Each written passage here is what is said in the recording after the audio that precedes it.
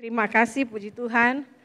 Tidak terasa kita sudah mendekati pertengahan tahun 2022.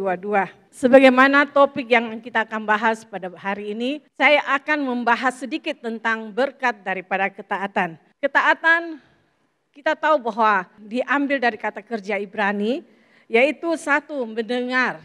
Mendengar di dalam Yesaya 42:24 dikatakan, siapakah yang menyerahkan Yakub untuk dirampas dan Israel kepada penjara?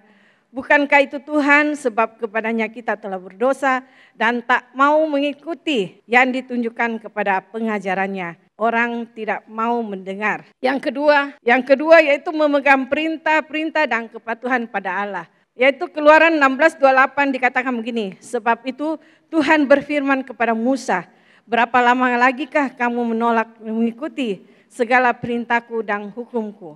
Arti daripada ketaatan sebenarnya adalah tidak lain juga tunduk, patuh, setia, dan saleh. Hari ini saya membahas tentang hasil daripada ketaatan. Mari kita sama-sama membaca Ulangan 11 ayat 26 sampai 28. Lihat, aku memperhadapkan kepadamu pada hari ini berkat dan kutuk. Berkat apabila kamu mendengarkan perintah Allah yang kusampaikan kepadamu hari ini. Dan kutuk jika kamu tidak mendengarkan perintah Tuhan Allahmu dan menyimpan dari jalan yang kuperintahkan kepadamu pada hari ini. Dengan mengikuti Allah lain yang tidak kamu kenal. Mengapa kita harus taat? Karena ketaatan itu selalu dirangkaikan dengan satu hukuman, satu aturan, satu peraturan.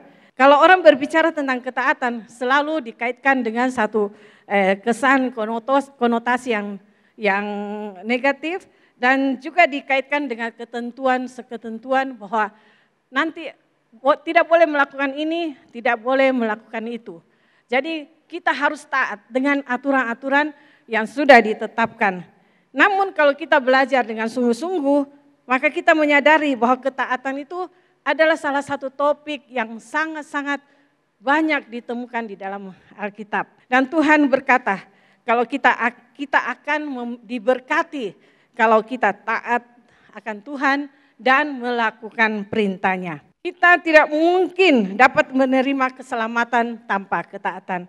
Karena itu kita harus taat kepada Tuhan dan hidup selaras dengan firman-Nya. Agar kita dapat menerima Yesus sebagai juru selamat kita. Ini ada beberapa poin-poin yang akan saya bahas tentang hasil dari ketaatan. Yaitu satu, ketaatan mendatangkan berkat. Yang kedua, ketaatan adalah menghasilkan kekuatan yang besar dalam diri seseorang. Dan ketiga, ketaatan itu menghasilkan buah. Dari ketaatan mendatangkan berkat, kita kupas di dalam Ulangan 11 ayat 8 sampai 32. Tapi yang poinnya di ayat 13 bahwa ketaatan itu jika kita sungguh-sungguh mendengarkan perintah yang kusampaikan kepadamu pada hari ini, sehingga kamu mengasihi Tuhan Allahmu, beribadah kepadanya dengan segenap hatimu dan segenap jiwamu, maka Tuhan akan memberkati kita. Kalau kita tidak taat, maka kita akan mendapat kutuk. Banyak orang ingin mendapatkan berkat. Banyak orang ingin mengalami perkara-perkara yang besar, mujizat-mujizat, tetapi tidak ada yang mau membayar harga. Mereka tidak mau taat dan melakukan kehendak Tuhan. Dikatakan di sini selalu ditekankan bahwa di mana ada ketaatan, di situ ada berkat. Tuhan Yesus menuntut kita untuk taat sebagai bukti bahwa kita mengasihi Dia dan kita percaya kepadanya. Jika kita taat kepadanya, maka kita akan mendapat penggenapan janji Tuhan. Hidup di dalam perlindungan, hidup di dalam berkat Tuhan, dan hidup di dalam berkemenangan, dan juga kita diluputkan dari segala mara bahaya. Dalam perjanjian lama, tokoh-tokoh yang taat pada firman Tuhan, yaitu Abraham. Kita sudah tahu Abraham bagaimana taat pada Tuhan dan mempersembahkan anaknya di atas mezbah, dan Tuhan memberkati dia. Ya, kedua Yusuf, kita lihat Yusuf taat dan belajar hidup kudus sehingga dia diangkat menjadi pendamping raja, orang kedua daripada raja. Kemudian Daniel pun demikian. Dan yang paling penting di sini kita lihat Sadrak, Mesak, dan Abednego. Kita tahu bahwa ketaatan tanpa mengenal kompromi walaupun nyawa sebagai taruhannya. Contohnya Sadrak, Mesak, dan Abednego dalam Daniel 3 ayat 16 sampai 18 mungkin kita bisa baca. Di situ dikatakan bahwa mereka disuruh menyembah kepada Tuhan, kepada patung emas, tapi mereka taat pada Tuhan dan mereka tidak mau menyembah dan kemudian mereka dipenjarakan dan dibakar. Tapi di sini kita lihat bahwa tepat pada waktunya Tuhan menyatakan kuasa dan perlindungan dan pembelaan serta mujizat yang terjadi sehingga ketiga orang itu tidak terbakar. Dalam perjanjian baru, Yesus adalah model ketaatan yang sempurna. Kita bisa lihat di Filipi 2 ayat 8. Dan dalam keadaan sebagai manusia, dia telah merendahkan dirinya dan taat sampai mati, bahkan sampai mati di kayu salib. Seperti lagu yang tadi, begitu sungguh-sungguh menyentuh hati kita semua. Kita tahu bahwa Yesus untuk apa, siapa kita sehingga dia mau datang ke dunia ini. Dia mau menyerahkan dirinya di atas kayu salib. Tapi dia memberi petunjuk kepada kita bahwa karena dia mau taat pada Tuhan. Dia mau taat pada Allah Bapa di sorga. Dan dia serahkan dirinya untuk menyelamatkan kau dan saya. Amin. Dan kita sebagai murid-murid Kristus, apa yang harus kita lakukan? Murid Kristus mengikuti teladan dan melakukan perintah-perintah Tuhan. Mengikuti karena ada contoh yang betul-betul yang bisa diteladani. Mereka mengikuti teladan daripada Yesus dan mereka taat pada Yesus. Walaupun kalau kita dengar cerita sebelumnya bahwa Petrus pernah menyangkal Yesus. Tapi kita lihat kelanjutan dari Alkitab berkata bahwa Yesus dipakai Tuhan untuk menjangkau jiwa-jiwa. Bagaimana dengan kita? Kita mengaku diri kita sebagai murid Kristus. Apa yang kita sudah lakukan? Mungkin ini menjadi pertanyaan buat kita semua, GBI Kupang Baru jemaat di tempat ini, bahwa jangan hanya tinggal di tempat ini, hanya duduk manis, tapi mari kita bergerak dan lakukan perintah Tuhan sebagaimana apa yang Dia perintahkan. Ibrani 5 ayat 9 berkata, dan sesudah dia mencapai kesempurnaannya, dia menjadi pokok keselamatan yang abadi bagi semua orang yang taat kepadanya. Beberapa contoh tokoh-tokoh dalam Alkitab yang tidak patuh, kita bisa pelajari dari Kain, dari Musa, bahkan dari Saul. Kain dari cerita kita tahu bahwa dia kena ketidaktaatannya, dia melakukan maunya sendiri. Tuhan sudah bilang bahwa bawa persembahan korban hewan sebagai korban. Tetapi padahal kalau kita mau lihat, Kain itu tidak salah. Dia juga datang membawa korban yang terbaik. Tapi dia tidak melakukan seperti apa yang Tuhan mau. Dia bawa tumbuh-tumbuhan, ya, yang hasil panen daripada tumbuh-tumbuhan. Padahal itu bukan Tuhan mau, ya. Yang kedua Musa. Kalau kita lihat Musa itu baik. Musa bawa meninggalkan semua kemegahannya, membawa umat Israel ke tanah Kanaan. Tetapi dia sendiri tidak masuk ke tanah Kanaan. Karena apa? Dia gagal menjaga kekudusan daripada Allah di hadapan bangsa Israel. Yang ketiga Saul. Saul juga pun demikian. Tuhan pakai dia, Tuhan urapi dia, Tuhan angkat dia jadi raja. Tetapi kenapa Saul, Tuhan berkata dalam 1 Samuel 15 ayat 10 sampai 11 bahwa Tuhan menyesal membuat Saul menjadi raja orang Israel karena tindakan yang tidak taat. Dia telah gagal menaati suara Tuhan. Kalau kita pelajari Saul, dia tidak salah. Ya, dia ikut Tuhan pergi berperang. Tapi ada satu yang pelanggaran yang dia lakukan. Dia tidak dengar apa yang Tuhan, yang Allah katakan lewat Samuel. Jangan membawa barang-barang jarahan. Hanya sepotong kecil saja persoalan yang dia lakukan. Tetapi Tuhan menyesal akan dia. Menyesal angkat dia sebagai raja. Kiranya pelajaran ini menjadi kekuatan buat kita. Apakah kita mau menjadi orang yang taat pada Tuhan atau orang yang tidak taat pada Tuhan. Yang kedua, ketaatan menghasilkan kekuatan yang besar dalam diri seseorang. Matius 7 ayat 24-27 demikian berbunyi. Tentang orang bijaksana yang membangun rumah di atas batu tak tergoyahkan sekalipun diterpa hujan dan banjir. Kita tahu bahwa cerita daripada Matius 7 ini berbicara tentang seorang yang bijaksana, orang yang taat pada Tuhan. Dia akan mendirikan rumah di atas batu karang. Jadi pada saat hujan badai datang, rumahnya tetap kokoh. Keluaran 19 ayat 5, sekarang jika kamu taat padaku dan menaati perjanjianku, kamu akan menjadi harta kekayaanku dari antara segala bangsa di bumi.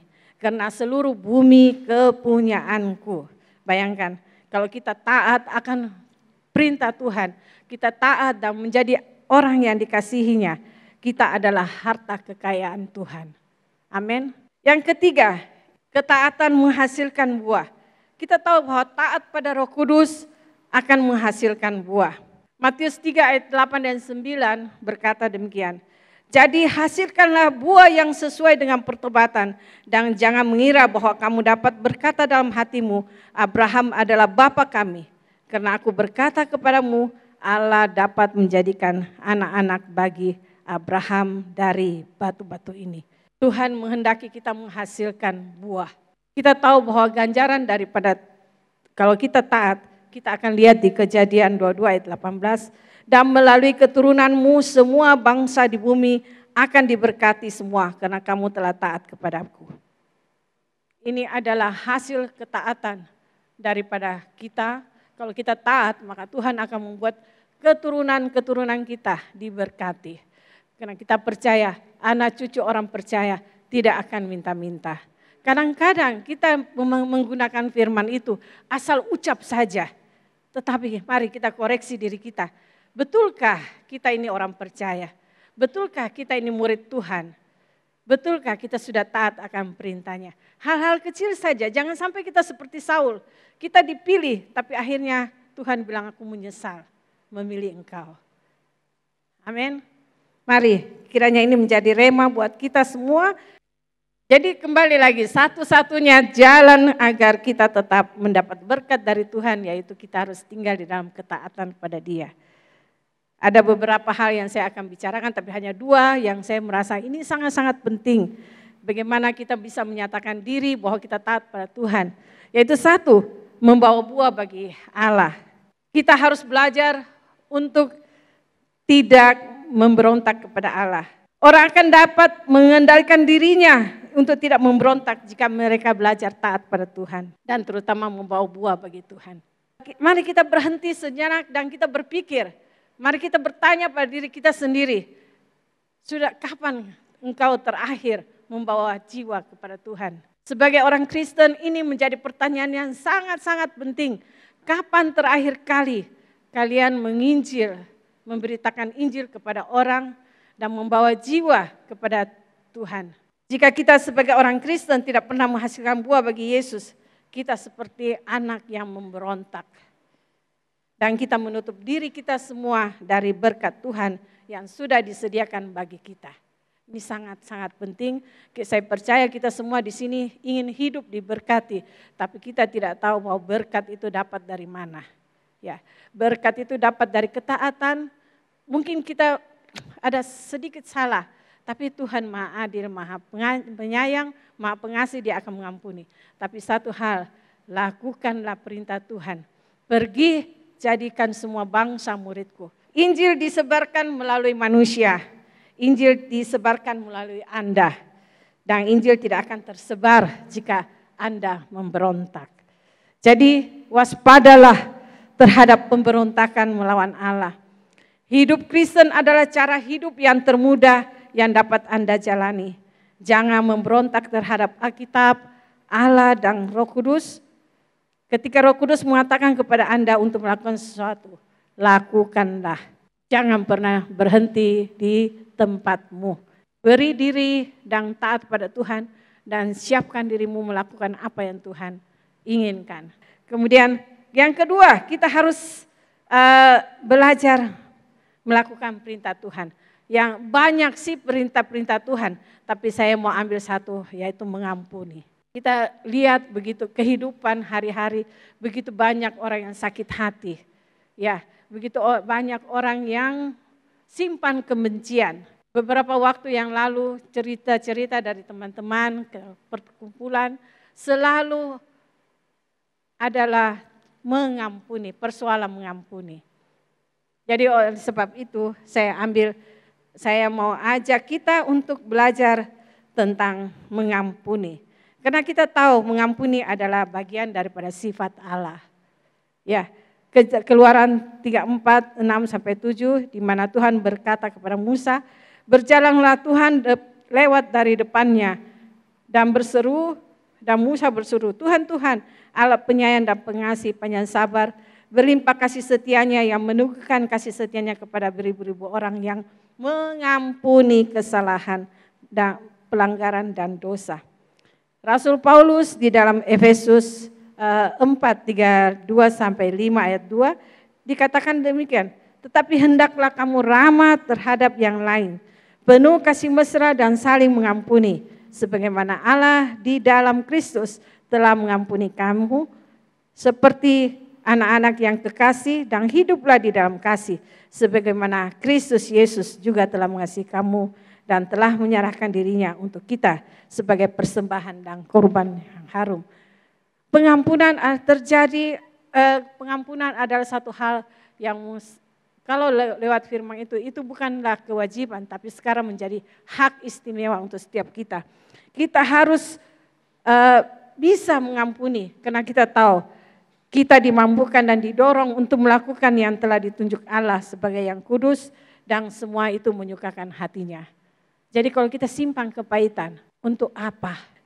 Doa Bapa kami, Tuhan Yesus ajar kita bahwa ampunilah kesalahan kami seperti kami sudah mengampuni orang yang bersalah kepada kami. Jika kamu mengampuni kesalahan orang, Bapamu di surga akan mengampuni kamu juga. Tapi jika kamu tidak mengampuni orang, Bapamu juga tidak akan mengampuni kesalahan.